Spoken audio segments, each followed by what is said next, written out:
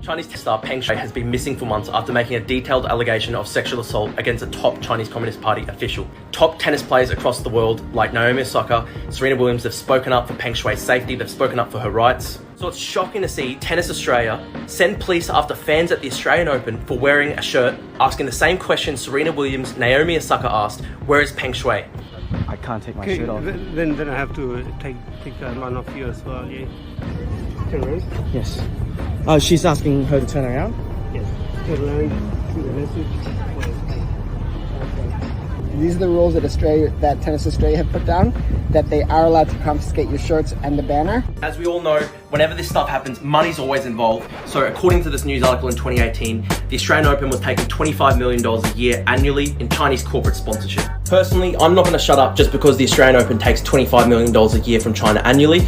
We're just going to keep raising our voices louder because Peng Shuai's safety, you can't put a price on that. We believe in humanity, we believe in human rights. My philosophy when anyone ever tries to shut down free speech is try be more annoying. And so we started this fundraiser. We're going to print out 1,000 Where is Peng Shuai free t-shirts. We're going to hand them out for free at the entrance to the Australian Open Women's Grand Final. If Tennis Australia wants to send police after fans wearing a Where is Peng Shuai t-shirts, let's see what they do if 1,000 people are wearing them in the Grand Final. Assalamu alaikum, everybody. As you saw, Drew Pavlo, the troublemaker, again at it. So I've got him here. You guys know what's going on with Tennis Australia. So I've got him here to tell us what's been going on. This news is hot in Australia and around the world. Let's get straight into it. What has been going on? Because as far as I know, the World Tennis Association was backing Where is Peng Shuai, and you had top, tennis superstars, advocating for this, but at home, this is not the case. Yeah, so the Women's Tennis Association basically have banned all tournaments in China until Peng Shuai's safety can be confirmed. We've had Naomi Osaka, we've had Serena Williams, Ash Barty, Nick Kyrgios. I mean, basically every top tennis player in the world has spoken up for, Peng Shuai's safety, her freedom. And yet Tennis Australia have actually decided to put their corporate sponsorship from China above Peng Shuai's safety. So we learn now that the Australian Open takes about $25 million a year from Chinese corporate sponsorship. And that's not even including the broadcast rights in China, which would probably be, who knows, tens of millions of dollars on top of that. And so basically, like they were silent compared to what the Women's Tennis Association spoke up very strongly in favor of Peng Shuai. But Tennis Australia was pretty silent, and now they're sort of like basically doubling down.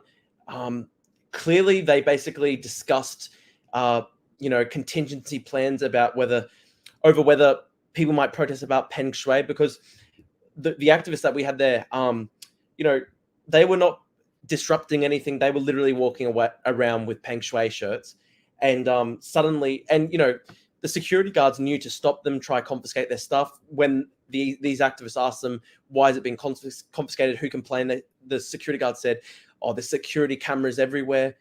And so, there's been footage of you. Basically, the Australian Open leadership, the Tennis Australia, they must have been basically putting out directions to all security at the Open. Look out for anyone protesting about what's happening to Peng Shuai, and deliberately make sure you silence that, because it's $25 million a year for them in corporate sponsorship every year from China. One of the top major sponsors is a Chinese state-owned liquor company. There are a number of other Chinese corporate sponsors. Tennis Australia has 10 full-time staff in mainland China. The broadcast rights in China are massive. They have millions of people watching the games, and so obviously they can't afford to have people in the crowd. This is the thing, right? We've now said we're going to print 1,000 of these T-shirts, and we're going to give them out for free at the gates of the Open, and get 1,000 people in the crowd to wear these shirts.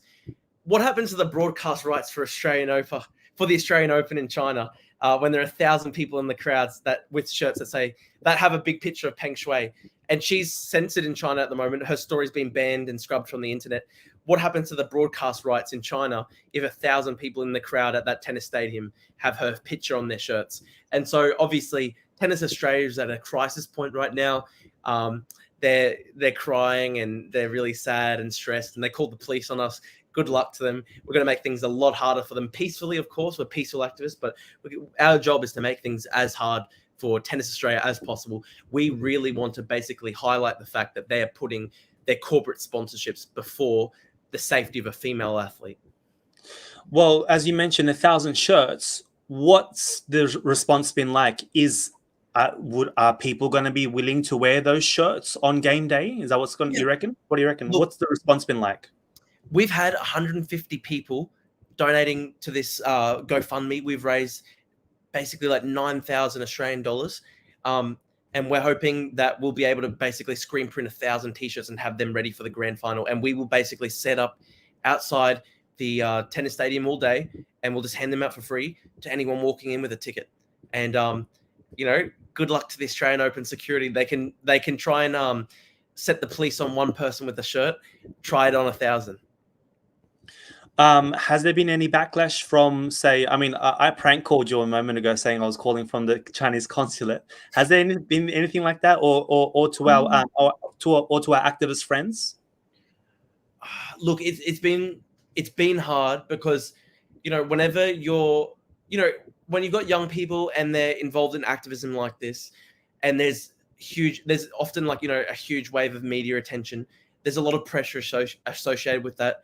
And so there's been, unfortunately, some splits sort of in that group that went to the Australian Open the other day.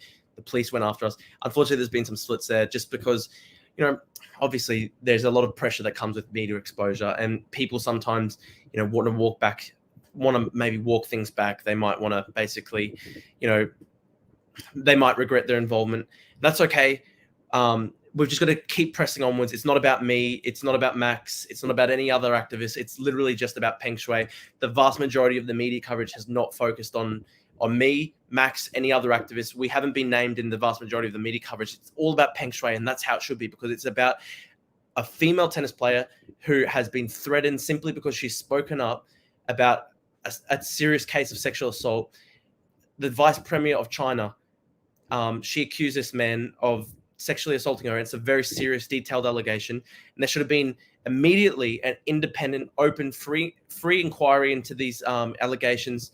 She deserves justice, but unfortunately, the Chinese government reacted as they always do, cracking down on anyone who speaks out, and so they scrubbed her from the internet. She was disappeared for 3-4 weeks. The only appearances she's made since have been scripted and staged affairs with Chinese state media. They're like hostage videos, and we can't know that Peng Shuai is safe until she's able to speak freely in another country, because such is the case with the totalitarianism in China under Xi Jinping right now.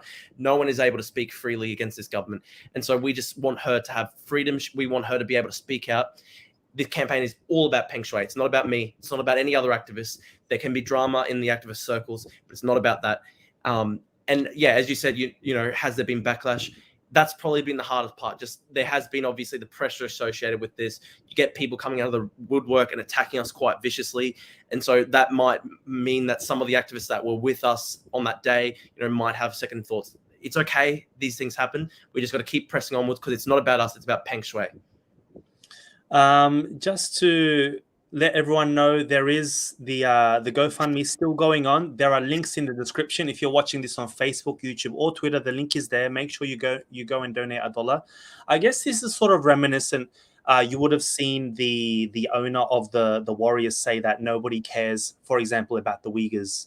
I guess this is sort of reminiscent about this, that no one really cares deep down about the issues that go on in China in general. It's very similar, man. As you know, I've been fighting when it comes to the Uyghur cause for a long time now. That's basically been one of my focuses since I first sort of started protesting for human rights in China, because there are 1 million people in these concentration camps. People have been raped. People have been tortured on a systematic scale. And so I've been speaking up for Uyghurs the whole entire time. And as you know, as a Uyghur activist yourself, it's often the case, and it's the same with Tibet, it's the same with Hong Kong, and it's really amazing because we're starting to build up these connections across these different communities, and because what people are starting to see is these issues are all interconnected. Oppression for the Uyghurs it's interconnected with the oppression of the Hong Kongers, the oppression of the Tibetans, the oppression of ordinary Chinese people in mainland China under the Chinese Communist Party. The unifying factor in all of this oppression is the Chinese Communist Party, this unaccountable dictatorship that is, it calls itself communist, but really I think it's actually more Nazi and fascist than anything else, because this is a ultra nationalist government. It's a racist government. They've got 1 million people in concentration camps. They're threatening war every day. They're threatening expansion. They basically talk about other people being racially inferior. They say that Uyghurs are racially inferior. This is a Nazi government, and so. Yeah, as you know, it's very hard to get people to speak up and care about these issues just because the money is so powerful. And that's the case with the Australian Open. We found out even today that the chair of the Australian Open, her job immediately prior to being the chair of Tennis Australia was she was the CEO of a milk company that was exporting to China.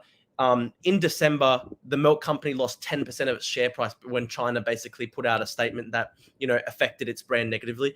And so we know, how many shares does she still have in the company? Does she still have shares in this company? These people, they have a lot of, these people have financial stake in not speaking against the Chinese government. They have a financial stake in not criticizing the Chinese government's abuses, its overreaches, basically because they want to protect their own back pocket. And I can never understand it. I've never really made a single dollar out of my activism. Like, we've raised money for these shirts, but they're going into the shirts. We've raised money for my campaign, but it goes into the campaign. Like, in my personal bank account, I have $100. Money doesn't really motivate me, man. Like, I was, when I got elected to the UQ Senate to represent the student body, and I had the salary was $25,000 a year. I donated every single last cent of that to Amnesty International and a charity in Australia, Shuka Foundation, that was helping Uyghur orphans in Turkey. I've never been motivated by money. And so when I see these people like the CEO of Tennis Australia, and clearly they're only motivated about protecting the corporate sponsorship from China, which is $25 million a year, I just don't understand it. How can a human being basically know these terrible, terrible things are happening, whether it be the terrible treatment of Peng Shuai, whether it be the torture and the oppression of the Uyghurs, the genocide that is going on there, the genocide in Tibet, the oppression in Hong Kong. How can people know this is happening and yet they choose money, they choose profit over speaking up for basic humanitarian principles? I can't understand it. I don't think you can understand it. No one can understand it with the heart. These people, unfortunately, are very heartless because they've just basically sold their soul to greed. Isn't it? I don't know if it is, but isn't it illegal? Like, can Tennis Australia confiscate goods like that? I mean, we are living in Australia. It was happening in Melbourne, Australia, and not Beijing, China, or you know what I mean. So, yeah, and even those activists, they wanted to leave, but they wouldn't give back the shirts even. Yeah. See. Look, it's hard because in Australia we don't have a Bill of Rights that sets down the right to freedom of speech definitively. We do have the High Court has found that there is an implied right to freedom of speech in the Australian Constitution, and this is still being litigated before the High Court. There are a number of cases. It's going back and forth. People, the justices are trying to delineate the scope of that right, the implied right to freedom of speech, the implied right to freedom of communication. I tend to very strongly back basically a very strong, very, very strong protections for freedom of speech. I think maybe in Australia should be looking about, I think long-term Australia should be thinking about a Bill of Rights to protect something like freedom of speech, because we've just seen so much in recent years how this just keeps being rolled back when people with power, have a financial stake in shutting down expression. They will always do it. And so, my experience being expelled from the University of Queensland, they spent $500,000 trying to expel me to protect their ties with China, which were worth $200 million a year. Having experienced that firsthand, how the people with power will try and crush people if, political expression goes against their financial interests. Having experienced that, I have to say I very, very much strongly favor very tough, very, very strong, expansive protections for freedom of speech. It's sad.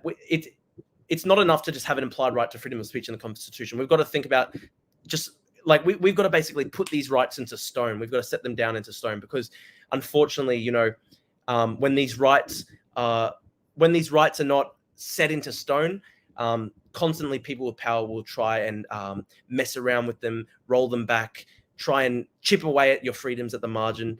And that's what we're experiencing in recent years in Australia. Unfortunately, like people with power are very much basically chipping away at the political, civil liberties, the political freedoms that we enjoy in this country.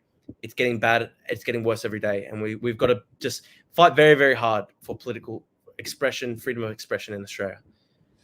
Obviously, you're running the campaign. Obviously, where talk is Turkestan, so I do want to bring it back to the Uyghurs. You and I both agree that the only reason why Peng Shuai is alive to an extent, I mean, you see her here and there on those sort of forced confession sort of videos, is because of her fame, and it is because of the support of the WTA and the world, and we need to continue that. And this could, in my mind, probably boil down to after the Australian Open, you've got the French Open, you've got Wimbledon, and this could just continue. And this is where it's at. And this was sort of reminiscent with you when you initially, when you were protesting at UQ, you were about to leave, and it was because they were trying to shut you down. That social media, you're Drew. We know about you now. So that's essentially what happened here. Yeah. Look, man. After the Australian Open, we'll go to the French Open if we have to, and then we'll go to Wimbledon, and then we'll go to the US Open. We'll just keep on speaking up for Peng Shuai. It's a great point you make that freedom sometimes protects you. I mean, fame can sometimes protect you. So, like, I have Uyghur friends in Adelaide whose fathers were tortured to death in the Uyghur concentration camps, and China thought that they could just get away with it because, like, they thought that these stories would never get out to the world, and you look at what something like Peng Shuai, and clearly the Chinese Communist Party does to an extent, not fully, but they do back down to a certain extent when they feel embarrassed on the world stage. And so that's the case with Peng Shuai. They haven't backed down fully. She's still not free. But the fact that they've even had to put out hostage-like videos where she's pretending that she's safe and stuff like that, that's because of the massive international attention there has been. If there wasn't that international attention, it's really scary to think what might have happened to her. So that's why it's so important that we keep speaking up for Peng Shuai. That's why we've got to keep speaking up for Uyghurs, Tibetans, Hong Kongers, because it's think about Josh Wong, for example, and Agnes Chow in Hong Kong. These are some of the most famous dissidents against the CCP in the entire world. And the CCP have killed people in Hong Kong, but they haven't, obviously, touch wood, we hope that they will be safe. They're not safe. They are in prison. It's a terrible injustice of what's happened to them. But other people in Hong Kong, the Chinese Communist Party has killed simply because Joshua Wong and Agnes Chow are so recognized internationally. China, at this stage, cannot go to that extent. And I think it's a lesson. Like we've just got to keep on raising our voices in the international community, because if China thinks that it can get away with actually disappearing people and actually killing people, that's what they will do. And to keep people like Joshua Wong, Agnes Chow, Peng Shuai, like famous dissident Uyghurs like Ilham Tohti and stuff like that, keeping them alive, it's only through international pressure. Because the Chinese Communist Party, they don't care about human life. They don't care about human rights whatsoever. They don't care about humanity at all. They will do whatever they want if they feel that they can get away with it. It's only through international pressure that we can try and force them to back down when it comes to these terrible, terrible crimes against humanity. Okay, brothers and sisters, well, the link is in the description to the GoFundMe. Make sure you support this cause. It's a very important cause. Any last words, Drew? Look, I just really hope that when it comes to the Australian Open Women's Grand Final, we will be able to hand out 1,000 T-shirts, and just really, really make sure that Peng Shuai's face is everywhere and her voice, her story is not forgotten. We keep on speaking for her until we have her free. And we will go to the French Open, we'll go to Wimbledon, we'll go to the US Open if we have to. This is why it's so important that we don't give in at the Australian Open. We've got to set down the marker. We've got to show both the international tennis authorities and also the Chinese government. No one in the world is going to forget this. No one's going to back down. We're just going to keep on getting louder and louder and louder until you let Peng Shuai free. And so we can't back down now. It's so important that we lay down a marker. When the Australian Open tries to silence activists speaking up for Peng Shuai, we keep going so that the tennis authorities at the French Open, Wimbledon, US Open, they know that they can't get away with it either. And we've just got to keep on raising our voices. So the Chinese government knows that they can't get away with it, and it'll get to the point where they'll have to make Peng Shuai, they'll have to let her free because there will be so much international pressure. That is what we're building towards. We need to keep fighting for the freedom of this innocent woman. Equally, we keep fighting for the freedom of the millions of Uyghurs in concentration camps who face systematic torture, rape, and genocide. We keep fighting for the millions of Tibetans who are oppressed under the Chinese Communist Party. We keep fighting for the millions of people in Hong Kong who are oppressed by the Chinese Communist Party. And we fight for the 1.4 billion Chinese who are oppressed at the end of the day by the Chinese Communist Party. If they weren't oppressed, if the Chinese Communist Party had the respect of the Chinese Communist Party had the respect of the Chinese people, they wouldn't have to send tanks into the streets to kill people to maintain their power. These people rule simply through fear, violence, and intimidation. They're like gangsters. And so we keep fighting for everyone under their brutal rule until the day that they are free. Last question. What are the current COVID requirements to head down to Victoria? Because I may head down with you. You should, man. I actually don't think there are any requirements at the moment. I think they've basically abolished like the testing requirement to go down. Okay. So yeah, we should go down. It'll be sick.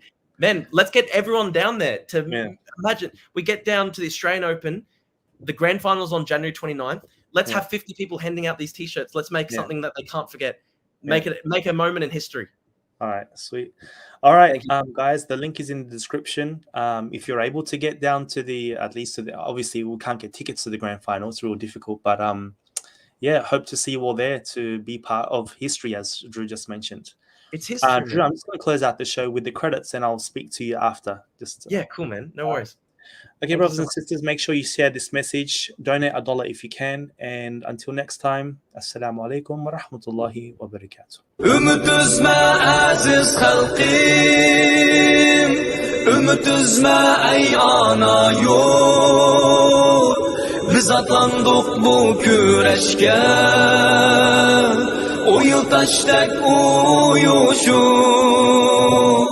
Allah verse bu nusretni, bizgilerimiz